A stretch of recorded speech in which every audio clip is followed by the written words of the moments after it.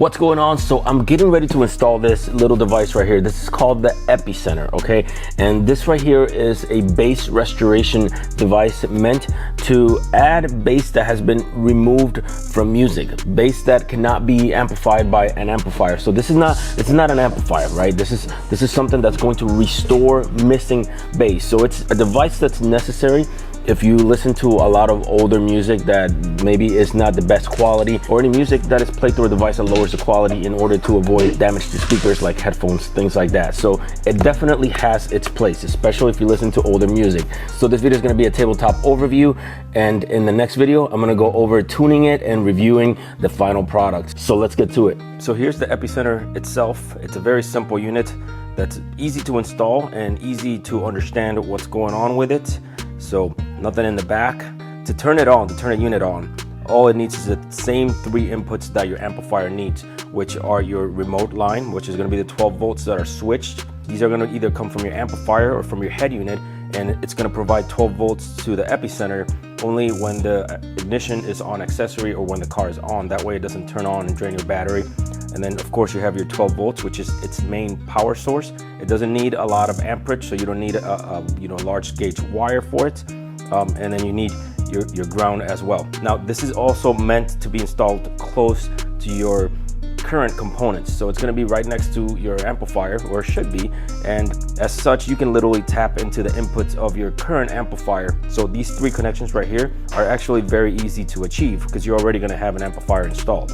Now you have your dash remote right here. I'll show you that in the car in a second, but that dash remote controls the output of the Epicenter. It doesn't control the output to your amplifier. In other words, if you have the dash control, the dash remote all the way off, like all the way to the left, your amplifier is still going to work. You're still going to have bass in your car. This only controls the bass restoration of the AudioControl Epicenter. So essentially it's really a necessary thing to do. You shouldn't bypass it because you're not going to want to use this all the time. A lot of modern music don't need an Epicenter, so that way you can use it only when you need it. Here you can see the RCA inputs and outputs, and of course, as you can imagine, your inputs are going to come from your line-out converter or from your head unit if you have an aftermarket head unit, and your output is going to go straight to your amplifier.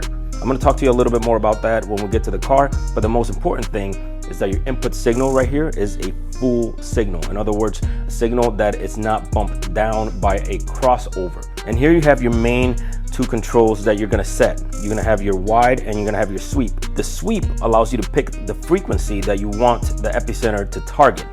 And then your wide is going to allow you to tell it how much to the right and to the left of that frequency to bump up. That's going to require some experimentation, and it's also up to your own personal taste.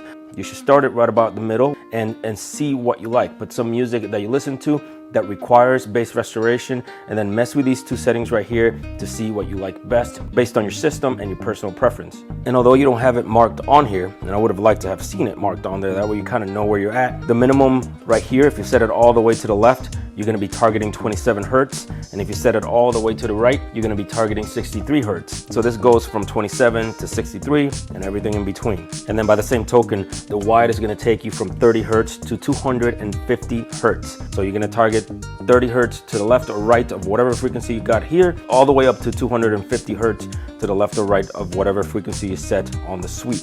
There are some settings on the inside that you have to take these 4 screws right here off in order to access the inside. Now, even if you read the manual and you decide that you don't need to change any of those settings from what the default is, I would still highly recommend that you go in there, you open it, and you verify that the settings from the factory are actually accurate. So inside the Epicenter, we're going to have a few dip switch settings that are very important to know what they each do in case you run into problems and to prevent damage to your components. For both your left and your right inputs, you're going to have a separate dip switch setting for balanced or unbalanced. So most people, this deserves its own video, but most people are going to want to leave this balanced. It comes balanced from the factory. So unless you have hum issues and your particular car stereo is looking for a ground through the RCAs, you're probably going to be fine. Most people are going to be fine, but if you do have some issues, then it might be worth moving these up and seeing if that resolves your problem. Up here we have bass output dip switch settings. We have 2.5 volts, 5, 7.5, and 10 volts. This is actually the maximum that the Epicenter is going to allow out of the output right here. So this is important, and what you want to do is you want to look at the maximum input sensitivity of your particular amplifier and match it as closely as you can. So mine is 4 volts.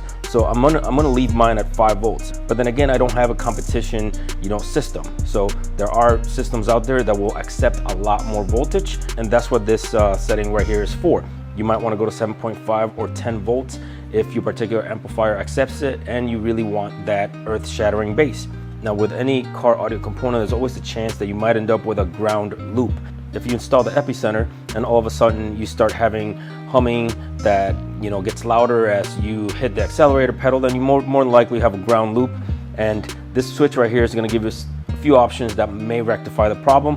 You can isolate the ground from your input. So essentially the Epicenter will use the car ground reference that you put right here, that you connect to this switch right here. So if you have an issue with that, you can try combining it with an input over here by switching this down to the ground position down here. And if that doesn't do it, then you can also move it up and combining it with an input through a 200 ohm resistor. So if you have issues before you go and start buying ground isolators, then it might be worth checking out this dip switch right here, which might, rectify your issue from the get-go. And that's gonna be it for all of the settings of the Epicenter. Okay, so here I'm in the process of configuring my system. You can see right here, the inputs to the Epicenter right here, the remote 12 volts and the ground. All I simply did was tap into the existing amplifier right here. The amplifier already has those 3 inputs coming to it, as most amplifiers do, so you can easily just tap into those and save yourself the headache. Then of course you have the dash remote right here, and that's routed all the way to the front of the car, and you have your inputs right here. So my amplifier right here has its inputs right here. So you simply disconnect them from your current amplifier, and then you're gonna connect them to the inputs of the Epicenter.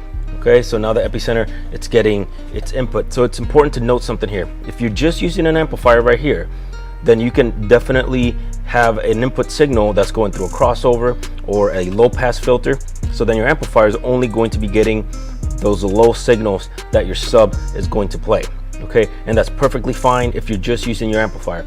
However, the Epicenter needs the whole signal in order to be able to analyze the music and determine where the frequencies are needed, the low frequencies are needed. So if you're running your signal through a crossover, or if you're running your signal through a low pass filter or something like that, you're gonna have to change that. This needs a full signal. So if you have an aftermarket head unit that has a subwoofer output, usually those have a low pass filter. Sometimes they allow you to switch the signal to a full signal, and if your head unit does that, then go ahead and switch it to a full signal, and then you're good to go.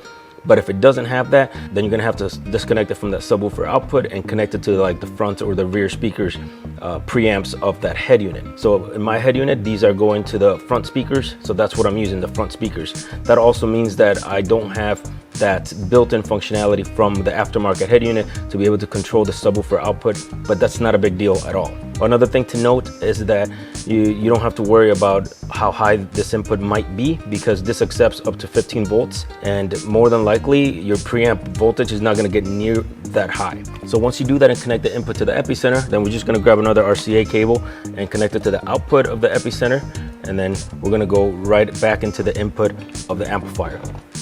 So next video, I'm gonna go over tuning the Epicenter and going over a review of the final product. So be sure to watch the next video. Thank you very much for watching up to this point. I'll see you next video.